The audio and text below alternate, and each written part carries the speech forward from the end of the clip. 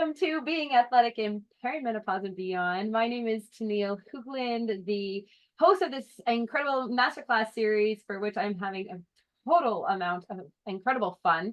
We have experts from mindset, nutrition, training, recovery, all focused on the athletic woman in perimenopause and beyond. So I want to welcome the Maria and Kristin Johnson to this interview. I am thrilled, excited, and we've got a lot to go through. So welcome.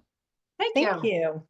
I'm going to share a little bit about you both. And first of all, let's just celebrate this birthing. I'm just going to use that of the great menopause myth, a book that you have co-written, coming together of immense work and study, and you put in a ton of research. One of my first questions is how did that, tell me about that process and who you really consulted and how you, the thinking behind it.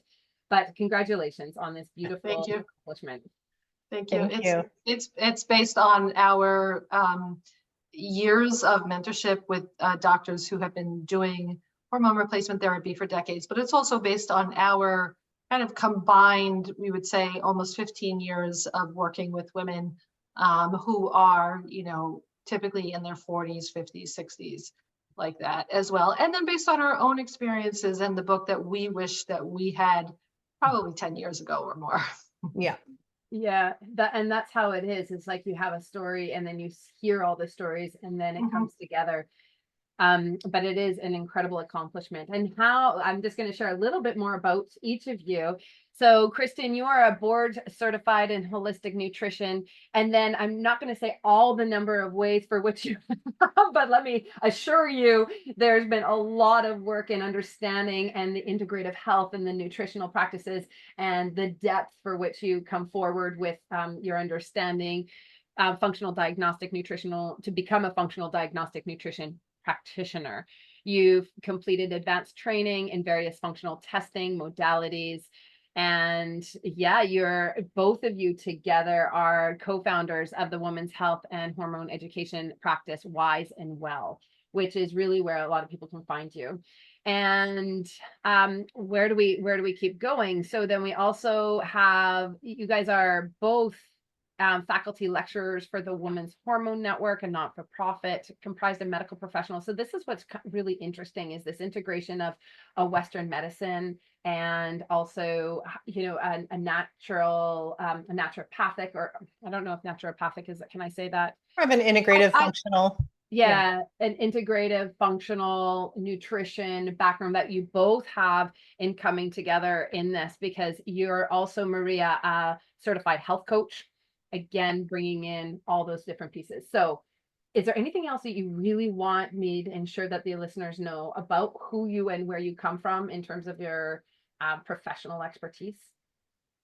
I will, this is not professional expertise, but you were getting at it before. And I like to say that we are scientifically holistic in that, we take women's experience and anecdote and holistic type, way of thinking at things and take a systems approach to the body. But, we don't eschew science, and we're not going to kind of kick conventional medicine to the curb either. So we do a nice blending of those two. And I think it's a really important point, because I think it's one of the hard things that we struggle with a little bit, isn't it? True. Trying to figure out, okay, so we have these guidelines, they're scientific, practices, but when you say systems approach, what do you mean by that in terms of thinking of, what do you mean by that? Because I'm actually really curious, because this is a new way of thinking, or maybe it's an old way of thinking, but we're bringing more vigor to this idea and thinking about it. James Clear would say, you don't rise to the level of your goals, you fall to the level of your systems. And I think that we can think about that in a number of ways. So do either of you want to elaborate on that? I can. So for instance, we had a very comprehensive session with a client today, and we were looking at her lipids, and lipids don't exist in isolation, right? They're affected by thyroid status. They're affected, and then thyroid status is affected by progesterone, sex hormones, and then lipids are affected by oxidative stress and inflammation. Blood sugar regulation. Blood sugar, yeah. So, again, whereas very conventional medicine that's siloed would like look at someone with like lipids and be like, oh, this is so bad, statin therapy, or, stop eating eggs. And we'll be like, okay, we need to figure out like what's going on with your thyroid, what's going on with your blood sugar, what's going on with the other, it's really a four-legged stool. So that's probably the best example of systems approach to the body. I love it. So you're really taking, like, you're having one window in, and then you're rounding it out with these pillars that you've just mentioned. Really cool. All right. Okay, let's keep going and let's get into some more of the other questions. So what are just at the high, what I'm excited about is this book that you're putting out there into the world. So, and then I want to get into some of the science and dealing with some of the things and topics that you speak to, being metabolic health. I want to talk about how this inflammaging, which I'm really curious about, and how you're bringing that the new thinking around inflammation. And then if we have any time, body composition. Okay, so this is like tough. We've got things to cover. So let's get into what are some of the most common misconceptions or myths surrounding menopause that you address in your book, or that you're seeing just generally? Yeah, I think, traditionally women think of menopause as the loss of their menstrual cycle. And one of the biggest myths is that that's really all that's at play, right? Is a loss of a menstrual cycle and loss of fertility. And so we really try and hammer home that that's just one artifact of ovarian aging, and that what we're really losing is sort of this neurological connection with our ovaries as well as ovarian output. And those two things together combine to essentially disrupt the homeostasis in the female body. So it goes far, far beyond just the menstrual cycle and fertility, which is something that most women don't really appreciate or don't understand. The other thing that's kind of happening in this menopause boom right now is that everyone's focused on their symptoms. We've got women who want to label themselves with like an identity badge of being in perimenopause because that would explain their, sleep loss or their creeping anxiety or whatnot. And whether you're perimenopausal, in menopause, meaning that one day, or postmenopausal, it's kind of all the same thing. And symptoms really aren't the thing that you should be worried about. Yes, they can be life disruptive.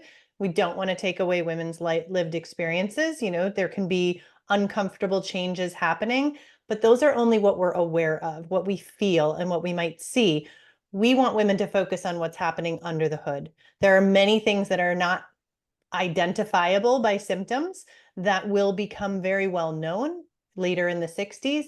And that's usually when we see a disease process. So we kind of cover in the book this change of like symptoms and deficiencies, but that then goes one step further and goes into these disease processes. So those, I think, would be the two biggest. I know one of the ones Maria loves to talk about too is that when it comes to hormone replacement therapy, not every person who can prescribe it should be. So there are a lot of people out there who think that if a doctor has a script pad and they can write them a script for hormone replacement therapy, that's going to be good. That must be meaningful. It's not meaningful. Hormone therapy is a nuanced art. There's skill to it, and there's, art to it, and it takes experience, and it takes a very broad training. Too much of all of medicine is either siloed. So you have physicians who might have a little training, like a weekend course in HRT provision, but that's going to teach them one modality and one approach. And we're trying to get women to understand that it's a very large universe of options when it comes to HRT. You have to know what you want before you go ask for it, because again, just because someone has the script pad doesn't mean they're going to give you what you need. Fascinating. No, really, really cool, because you're right. Like yes, you are totally right. Is that we start with our symptoms, and that's because when you talk to the medical profession, it's always you need to identify the symptoms are what identify whether you're in perimenopause. Yep. So we focus right in on there. And I find this fascinating because on a very different level, I was having in one of the interviews with Maria and Dr. Paul Larson, who is an eminent researcher in HIIT training, so high intensity interval training. And we were having this discussion about like the foundation always has to be health before, like the health, then performance, health. Like what's the health? Yeah. So in saying that is this idea of like the symptoms. So is that how you are even bringing into your systems approach, maybe understanding first the health of the where are we at in the base of, where are we starting? Yes, there's a symptom, noted, but where's the health, the groundedness of health? And that will help us understand the holistic approach to what we're trying to move toward. Like you had mentioned, what is it that the woman, what are we trying to get to, is an important point of that. Yeah, well, and not all women have symptoms. So that's Right. the other thing that you have to keep in mind is that symptoms or no symptoms, we have to look at the body, not just ask a woman, how are you feeling? How's your sleep? How's it when, as women, we're really resilient. We'll explain a lot of things away. I'm really stressed. That's why I didn't sleep last night. We forget that like 6 months of not sleeping might actually be hormonal decline and not just stress, right? Or we don't have any of those issues because maybe we brought in great genetics and great metabolic health. And so we really don't have a lot of disruptions. And therefore we think, my cycle's gone. I'm postmenopausal. No big deal. And what we're trying to get women to understand is there needs to be a deeper investigation, not just about your symptoms, and especially even if you don't have symptoms. There needs to be a deeper investigation as to what's going on in the woman's body. And then we need to understand what are the options to address that. Mm-hmm. Mm-hmm. To understand what's going on in the woman's body, because you had mentioned homeostasis, like there's a disruption of homeostasis.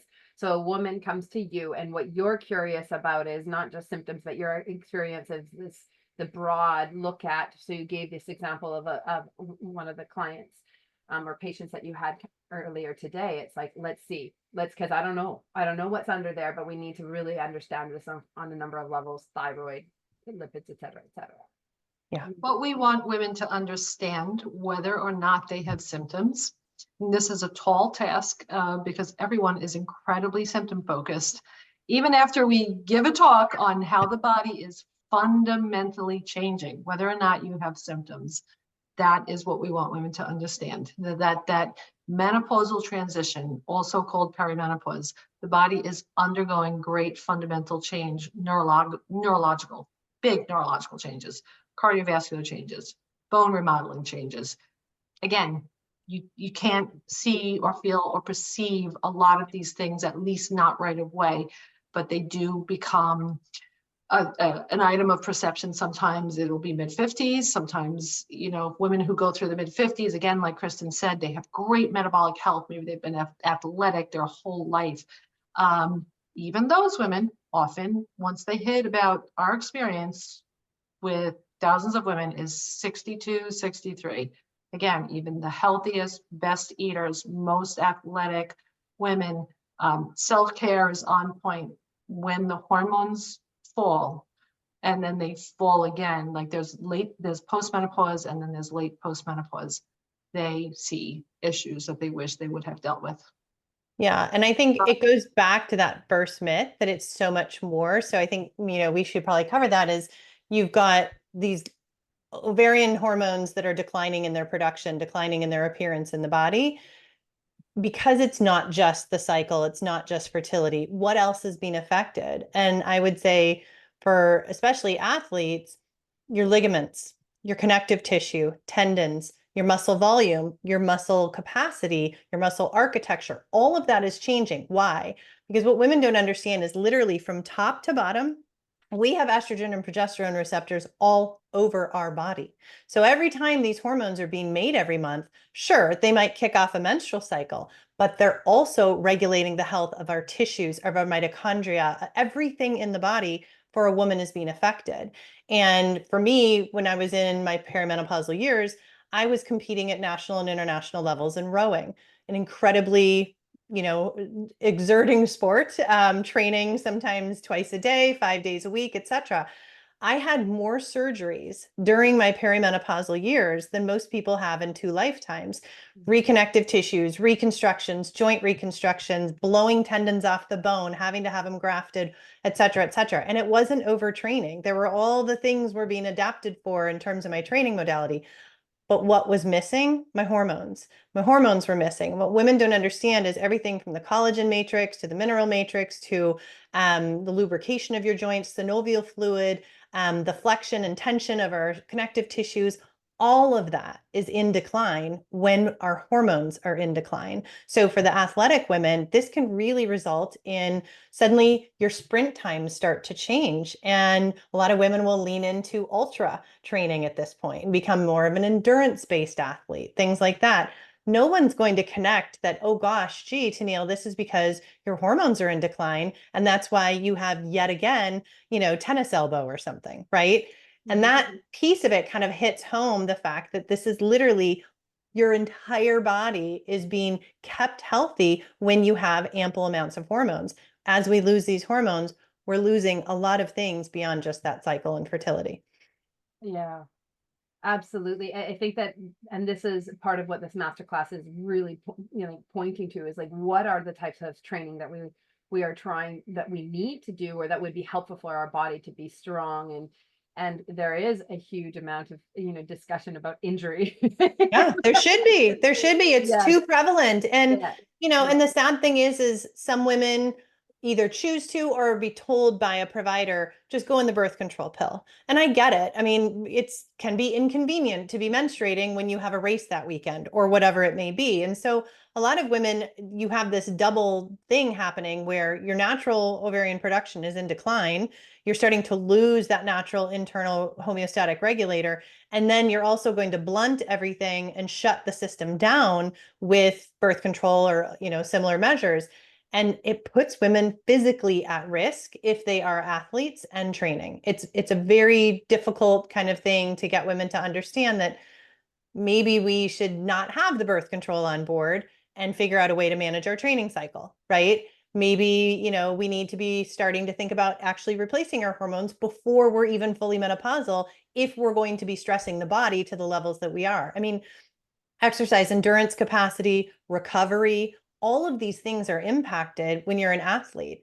And you see a lot of women being like, I can't train the way I used to, or my times are shrinking. And sadly, it's no different than when Maria and I see women who have, let's say, body composition changes, like their waistline starts getting a little tighter, they lean into sort of punitive behavior. They eat less, they move more. As an athlete, you see your sprint time starting to change. You're like, oh, I need to be training harder, right? Et cetera. And this is a difficult thing for a lot of women who are athletic to get, but sometimes less is more during this phase of life. And I told Maria this story before. My former rowing partner and I, we were both going through menopausal transition at the same time.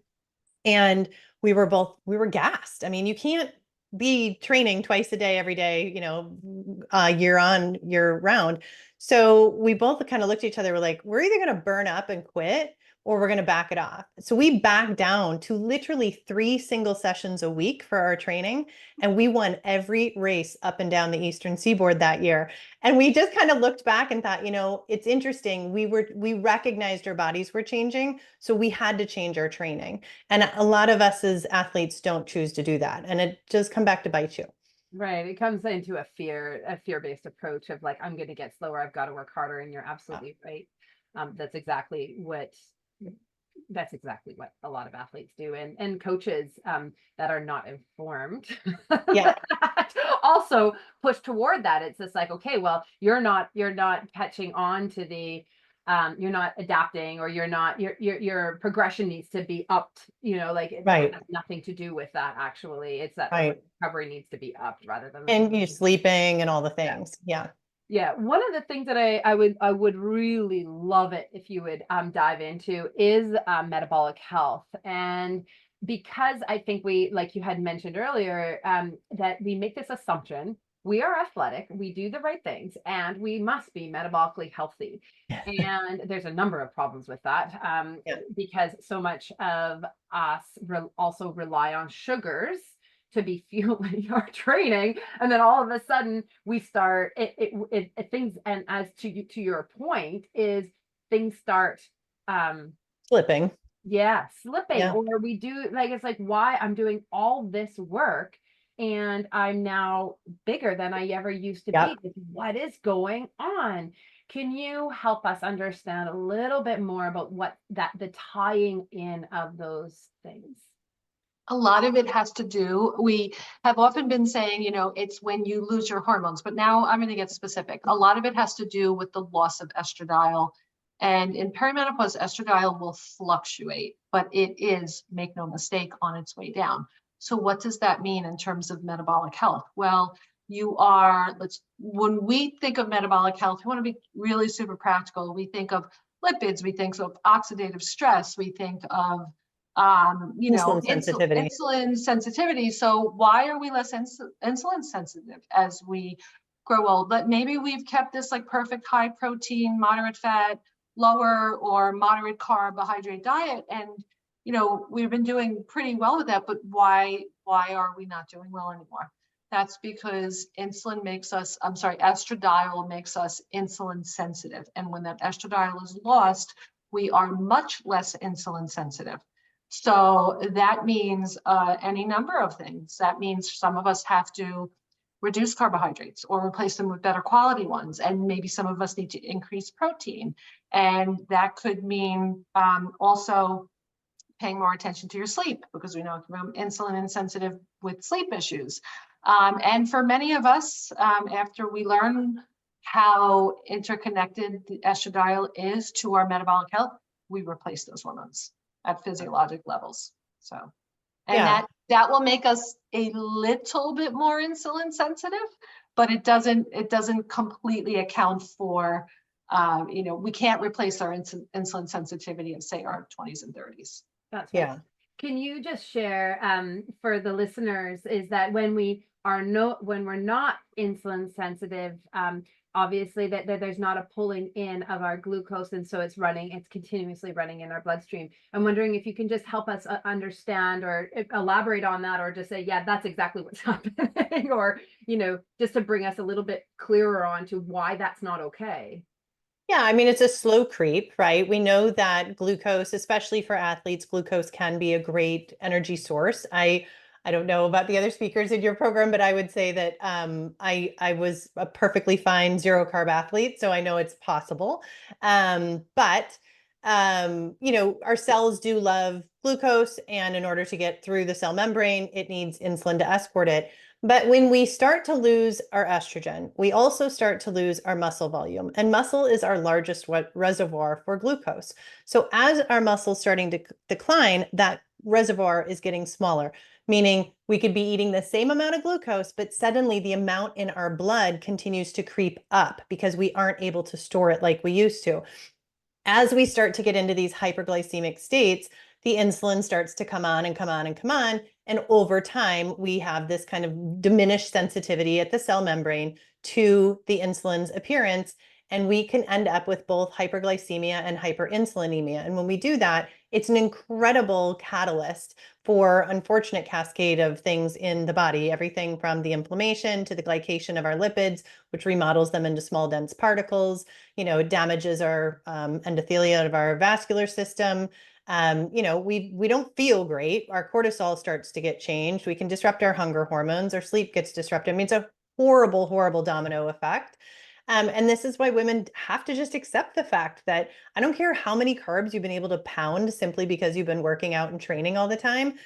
That same environment is now operating with lower and lower estradiol. And that means you're going to have a reduced capacity for those carbs. So the same carbs that served you and fueled you great in your stuff in your 30s, not going to play well with your body in your 40s, definitely not in your 50s. And like Maria said, even if you replace your hormones, it's only making up for a certain amount of that insulin sensitivity loss. It's not going to completely restore it. So there does have to be changes for that. And I think, I know when I was training so hard, I started to get belly fat. And let's be honest, when you're an athlete, you put in as many hours as you do, you want your physique to reflect the effort that you give, right? And you really want to look like you train and look like you're an athlete and look all these things. And I started getting this tire, and, as rowers, we wear essentially spandex from shoulders to crotch, and it shows a belly. And I was like, what the world is happening? And so what do you start to do, right? You start under eating. Well, why is that happening? It's because insulin also uses estrogen as its GPS signal as to where to deposit fat. So as we lose estrogen, our insulin, rather than depositing it around the hips and butt like women have, it creeps to the belly. Okay, so this is why people talk about menobelly. It's both a change in sort of our digestive system. We get some bloat, but we also pad it with fat. And that fat is depositing itself there because the insulin lost its GPS signal with the declining estrogen. So again, women will start to think, oh my gosh, I must be doing something wrong. Now I have all this belly fat. No, actually, that's unfortunately a natural evolution of having not enough estrogen. So those are the things that, belly fat then can become visceral around the organs, and now we have a whole nother disease risk issue. Yeah. Coming back to the point that you started with in our conversation, and that's this idea of symptomology, like it's not going to appear like Right. that cascade of that road of, yes, okay, so the belly fat is, that does appear But apparently. it can creep, right? It's not like Yeah, it's it overnight. It's not like you gain 10 No. pounds in a month. Yeah. No, although a lot of women do believe Someone will that's claim exactly it. what Yeah. happens. But it is interesting because those that it is one of the things that just is continuously happening, and then all of a sudden you feel like I have a problem, and Right. you had a problem a long time ago despite all these things. And I think that that's one of the key points that I'm excited that you're bringing out and into the world, is that we can't make assumptions Yeah. about, Just because everything might look okay doesn't mean something in the everything. background's not at Yeah. play. Yeah. So work with people to do that check, to understand, and to be really, if we put so much effort into our training, we put so much effort into being healthful, then really use the metrics. And I said that's the kind of work you do as well. If people don't show up with like, I've got an issue, I want to make sure that I'm aligned to the optimal health that I can have, and what are my options around it if I don't have optimal health. Right. Right. Really, really interesting. So one of the things that you just mentioned, and I'm wondering if you can elaborate, is that you were a zero, yeah, like you had to, like you're a zero carb. Well, and this is fascinating because again, we're coming into a lot of, like you mentioned that a lot of the conversation is on symptoms. Well, in the active world, a lot of it is um, well, we have a huge emphasis on protein in the social media and Yeah. in the popular But science. protein's not a great fuel source. So for an athlete, that's not always, you're not going to eat a steak necessarily and go run. Right. So I'm wondering if you'll elaborate on just some of your experiences, and of course, your experience is based in science, and because that's what you're going to fuel yourself. So can you just speak a little bit to that point? Yeah, I mean, I think what happens when women are athletic and they do have a broader uh, reservoir for carbs because they're either utilizing them in the moment, right, or they've, kind of optimized their muscle health.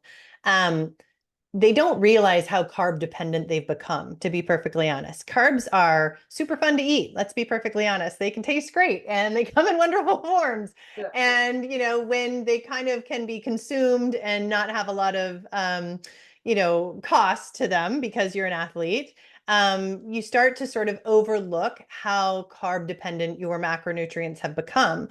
And that becomes a problem because as you have this midlife shift, you do need to have more metabolic flexibility, meaning you should be able to rapidly fuel on fat just as you do on carbs. And it's a transition, and it's not a comfortable transition for a lot of women to have to go from being very carb heavy to not as carb heavy. It doesn't mean you have to be zero or even low carb, but if you look at the amount of carbs that most women are eating, in athletic pursuits, and you compare them to what you probably should be eating for healthy aging, it's a pretty big difference. And so to get from point A to point B, women are going to have to start to train their body to use different fuel sources.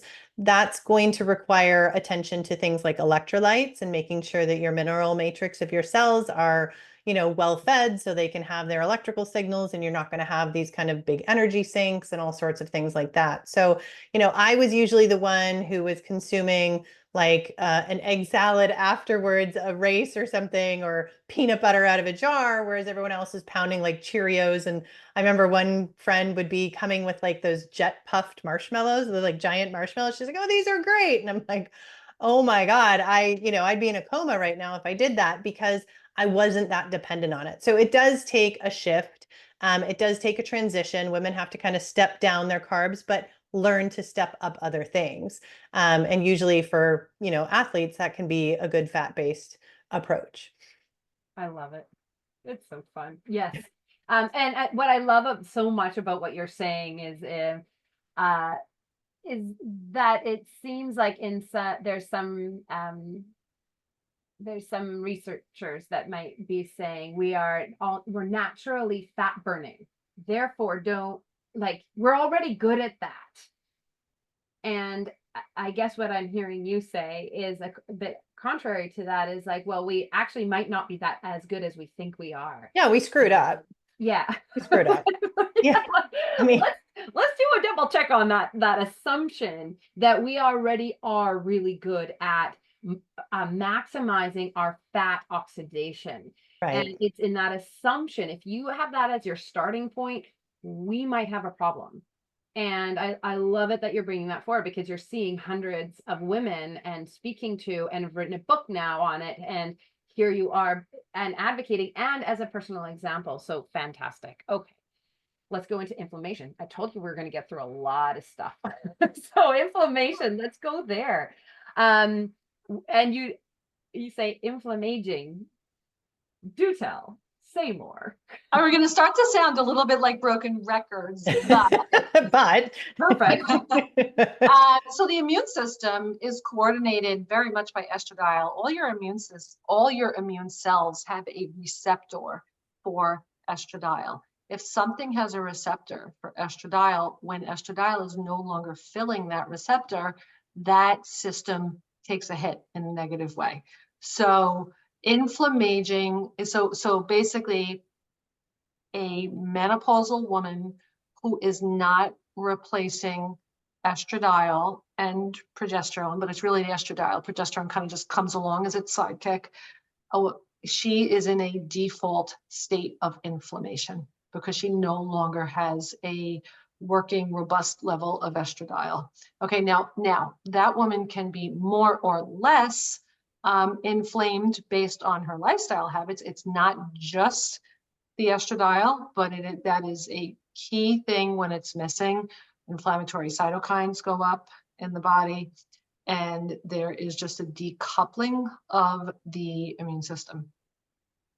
Absolutely. That's why like when we see, who can be at risk for certain viruses, it's the very, very young and it's the elderly. It's their immune system. Right. yeah. And how does that play out then? Like when we think about, okay, so now we have this more oxidative stress and we have more inflammation in our body.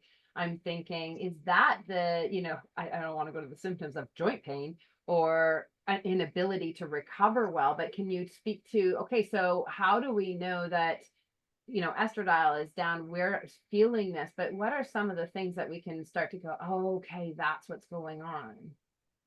I mean, joint pain is a huge issue for a lot of women, a huge issue, and they do not recognize it. I mean, we had one just, I think last week, Maria, we had a client who said, oh, I was diagnosed with rheumatoid arthritis.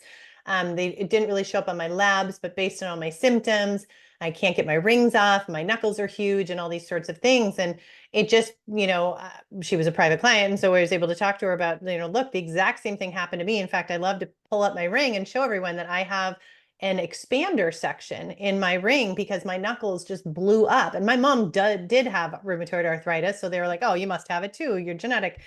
And I had to get my rings resized because I couldn't get them off without scraping all the skin off my knuckles and bleeding. Well, cue the HRT and restoring my hormones. And now my rings are too big. My knuckles have all been, gone back to their normal size. I do not have those joint issues and all that swelling.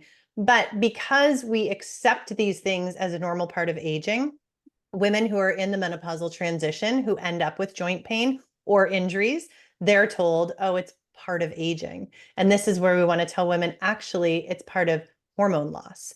And, Maria's got her own story with frozen shoulder. And this is another very, very common occurrence for women in the menopausal transition. And so getting women to understand that this inflammatory state is putting these other systems at risk, right? And affecting their performance and affecting their health is yet another artifact of this menopausal transition that has nothing to do with fertility and menstrual cycles. Mm-hmm. Mm-hmm.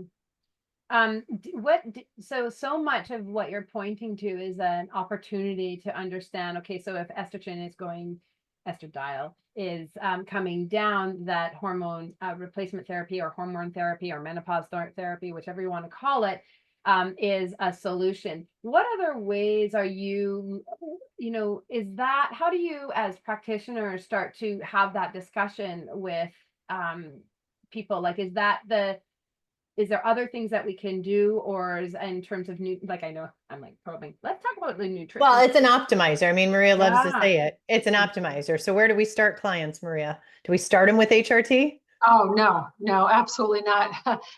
We start with the unsexy basics. So the nutrition, the lifestyle habits, the movement, the sleep, getting sunshine, stress management. So those are all the things that we start with. They're not sexy. They're not like a fancy supplement in a bottle, but they are incredibly impactful. And they're not quick fixes. I mean, I think that's the other thing is so many women are like, fix me now. And then they'll be like, I'm not feeling that much better. It's like, well, how long have you been doing this? Well, I started like 3 weeks ago. And we're like, okay, this didn't happen within a 3-week time period. We're not going to have it unhappen within 3-week time. So it takes a lot of discipline from women to really just commit to realizing everything in your life sort of has to change, not for the bad, it's for the better. It's going to help support your health. But women are resistant to change. At best, they're ambivalent to change. It's like you can tell them what probably needs to happen, but whether or not they're willing to do that is a whole nother issue. And I would like to think that the athletes, listening, recognize how disciplined they are when it comes to their approach to training and reaching their performance goals. You need to start investing that same energy into yourself instead of these outside metrics like your time, and your splits and these different things. So that's where a lot of this mindset shift comes in. And Maria and I do a lot of coaching with women of like, look, things are changing and you're going to have to change the situation. So, what are you willing to do? And some women jump right in and some women it takes a while. But HRT is not the last or the first thing. It should be one of the last things. Interesting. Yeah. To optimize. And I think that when you're thinking about metabolic health and changes, how patient does one need to be, like in that process of carbohydrate unloading, as some people might say it, or and that shift into being able to have more metabolic flexibility and able to start utilizing the I want to say correct substrate for the activity that is being done. It depends on where they're starting from. That's the thing. Every woman is different. We have plenty of women who are coming in and maybe they're skinny fat and their metabolic markers look horrible and they thought they've been doing this healthy living for a long, long time and they're going to have to sort of unlearn what they thought they knew and start over. But they might have really quick wins because they weren't as deep in the hole as the next lady, right? So they might be within 3, 4, 6 weeks, they're like completely, clicking around in a whole different fuel source and feeling great. Like the client that we met with earlier today, she's probably going to be months before she sees big improvements. And it's probably going to be a year or more before she's really able to turn around her health. But, it's so very individual. And that's another thing why Maria and I do this individual work. I mean, it would be great if we could just write books and talk on summits and podcasts all the time. But the reality is women need more one-on-one time than that because everyone's coming from a different place. We cannot just give blanket macro recommendations or blanket carb numbers or blanket this and expect our health to get better because of something we saw on Instagram or somewhere on the internet, right? We need probably an objective set of eyes on our current habits and situation, and then have a very, intentional plan that we put into place every day. I really appreciate that answer because I think that we want to, well, who doesn't want everything to happen yesterday when it comes to your health? Like it's all of a sudden this thing happened. I gained like 20 pounds overnight. That's what it felt like. And I want it to be done in 1 month's time. Like I just need it gone. And the process of uncovering the peeling all back the issues. yeah, Yeah. like there's so many things that are, if you're having a high level of inflammation, and I think this is to the work that you guys really specialize in, is this cascade that you have, is there's huge amounts of inflammation that is keeping connected to the nutrition, but it's keeping you from being able to be mobile and really active. And how do we start moving each of those little pieces? And that's the individual approach of like, where, to your point, where are you coming from? Where's your starting point? What other things are going on? How are you responding? It's really interesting. Just to finish up here, unless you had any more comments, or did I miss really important questions in terms of metabolic health, inflammaging, body composition, that you wanted to, within the myths in that particular area, before I go into a bit more, the next question, which is more broad? Is there anything I really missed there? I mean, I think I'd just say with respect to the body composition from an athlete standpoint, recognizing that fast twitch and slow twitch muscles don't stay the same as we age is really important for female athletes. And can you train towards mitigating the changes that are happening with our muscle architecture and volume? Yes, you can, but you have to be in a position to be ready for those. So a lot of women are coming in with pretty taxed adrenals because they've been pushing for their pursuits and performance. And then they might find out like, gosh, gee, my fast twitch is starting to go away, because that's a natural decline as our estrogen declines. And so they start incorporating sprint training. Well, if you've got adrenals that have been on the struggle bus for a while, sprint training probably isn't the place that you should head first. And so getting women to sort of back it down a little bit and then regrouping and doing it, you almost have to think about it like coming back from an injury, right? None of us would come back from an injury after being on the sidelines for a while and jumping in right where we left off with our training modality. It would be, we'd do deload and we'd start basic. And, I've had multiple surgeries just this year, and I'm like looking at my squat weight today compared to my squat weight 4 months ago, and I want to cry. But at the end of the day, that's where I'm at. And I needed to rebuild and essentially, rework the system. I think women need to kind of see some of these hormonal changes and the impacts that they have on their athletic pursuits in a similar fashion, that you're going to have to kind of step back and rethink things if you want to continue really performing at the levels you're used to. You can push yourself, but I am here to tell you, you're going to hit a wall. That's fascinating. So just so I think it's a really important point that you just made, because again, if we're just looking at popular, how things are said, it's like, okay, start HIIT, start sit, and start lifting heavy. Right. Those are the messages. And I think where you are really encouraging the participants is to say, yeah, that might be something in your future, but let's take a pause for a minute and see where we're starting from. Because if you have been wired but tired, whatever you think, like metabolic health, like all of these pieces that are happening under the hood that you don't know about, and then you add this next thing, it's gonna crack. Yeah. And so smart. And it's not to say lower the bar. We're not saying lower your expectations. I mean, I'm pretty happy to say that in my sprint session this week, I was hitting the same splits that I hit at 40. And I was like, yes, came upstairs and told my husband, I'm like, you should have seen my intervals. I was hitting these splits.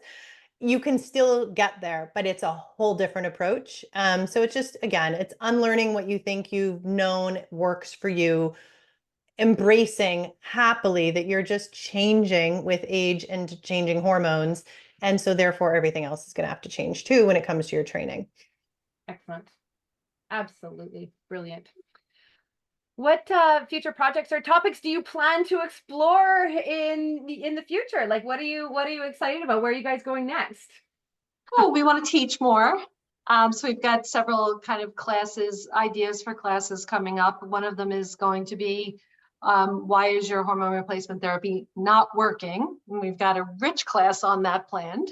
And then we've got hormones, health, and stress. And that's a huge one for women of any age, whether it's physical stress, or let's be honest, this time of life, we might have kids who are in crisis, parents who are aging and need us, spouses, our own careers starting to kind of reach a, twilight, things are very stressful at this time of life. And so how does that impact your hormones, whether they're still the ones that you're making or the ones that you're taking? Well, I think from, where we started, like saying amazing work on the book, how it's very exciting and all the best in that. I think it's Thank super you. cool. You are not slowing down by any stretch of the imagination, neither in your sporting activities apparently, or in your professional. So that's very exciting. We have a beautiful free gift that I want to share a little bit about. And I got excited when you told me. It's a guide to breast screening and dense breasts. And this is, can you just speak, give us a little bit of an idea of like why dense breasts? Like I'm heightened to this because my mom has cancer, and so and and breast cancer. So I'm like, I need to do this, but there's so many false negatives. So what is this about? Oh, Maria, that's me. Okay. Yes, I think there's been a lot of fear mongering around breast density, and, women don't really understand even what that term means, right? And it has to do with glandular tissue versus fat tissue and some different things. And I'm not sure about in Canada, but in the US, in fact, just this last month, we instituted new rules that women be given essentially scores, because if you go to one breast imaging center and then a different breast imaging center, you're going to have actually sometimes two very different reports. And it's difficult to understand, what is your health? Are things changing? How do your breasts look, et cetera? So they are trying to bring some uniformity and standardization to the reports. Unfortunately, at least for US providers, they are not giving women the details. They're giving us kind of these like cute little names and labels, and all the details are actually being given to the provider. So, we just try and educate women on get the provider report and then know how to read it. So we give them a lot of really good details on things like BI-RAD scores, how to assess your personal risk using this calculator that's available, understanding how breasts change as we age. I mean, it's not abnormal that you have a changing breast density over the course of your changing hormones. And so we just want women to understand that, because there's too much fear around it. At the end of the day, women aren't dying in great numbers of breast cancer. They're dying of heart disease, but yet we still get distracted by breast cancer. And so rather than being fearful about it, why don't you get educated about it? That empowerment can really diminish the fear and allow you to understand things in a better way, advocate for yourself with proper screening, things like that. Brilliant. Grab your copy. The link is in the thing on your page. I think it's so super cool, and what an absolutely brilliant thing to become familiar with. Thank you. Okay, I have a final 3 questions. Are you ready? Sure. Yep. All right. What are you thankful for right now? We'll start with Maria. Oh, gee. Oh, gosh. I try to live every day with a little bit of gratitude, but I'm really thankful that I have a worker bee for a partner. She's right there. And I'm just thankful to be able to do this work and to have a supportive family as well. Wonderful. How about you, Kristin? Yeah, I mean, definitely. I would have quit this job and exited this space years ago if it weren't for the woman I'm here with. I think having a partner in crime, but also just someone who's aligned with you spiritually and health-wise, and your family priorities and life and everything has been amazing. So I'm absolutely blessed by Maria in my life, and we are blessed with spouses that support our crazy things. And we just had a big event with the book launch, and I think our 2 husbands, it was probably one of the first times that they were sort of along for the ride, and they weren't the starring role of, a big event, and Maria and I were kind of front and center, and it was really fun to see. But we're very blessed with the fact that we've got men in our lives who are like, you girls go, we're happy for you. So You chose well. Isn't that yeah. smart? Yay. That's great. Yeah. What advice do you wish you had learned 10 years earlier? Wow. I mean, I would say that I never would have taken birth control. I never would have used a Mirena IUD. And I would have learned more about my female cycle and my female hormones and respected it a hell of a lot more than I ever did. For me, so 10 years ago, I wish that I really truly understand how at about 43, my hormones really started to plummet. So, and so 10 years ago would make me 46, and because I'm 56 now, and I wish I had just known from 43 to 46, I had prepared my body, and I had like started HRT at somewhere between 43 and 46 and not 49. And suffered. Yeah. Yeah. Yeah. I wish I had our book. Yeah. Yeah. Well, that's what Truly, you it's why we started, wrote like, it. I wish Yeah. I had, yeah, and that is absolutely, true story there. And I think that, I hear you. Yeah, I mean, that would be what I'm thankful to, or wish I had known a lot earlier, like decades actually, but in any case. What is a quote or saying that you live by? Oh, goodness. Well, I'm just going to turn this right back around to the topic of this whole thing that you have going on with women in athleticism and perimenopause is just because you can does not mean you should. I think a lot of us, are constantly out to prove that we can do something. Doesn't mean you should be doing it sometimes. We need to learn to, recognize what's good for us and not just always be proving ourselves. I think brilliant. Okay, Maria. No pressure. Yeah. Be grateful, be thankful for be thankful in every situation.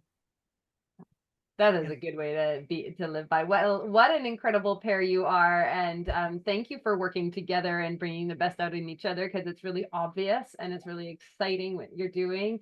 And I'll leave you guys with the last word. And thank you for being part of this series that we are supporting athletic women in perimenopause and beyond. Thank you. Thank you for having us. Yeah.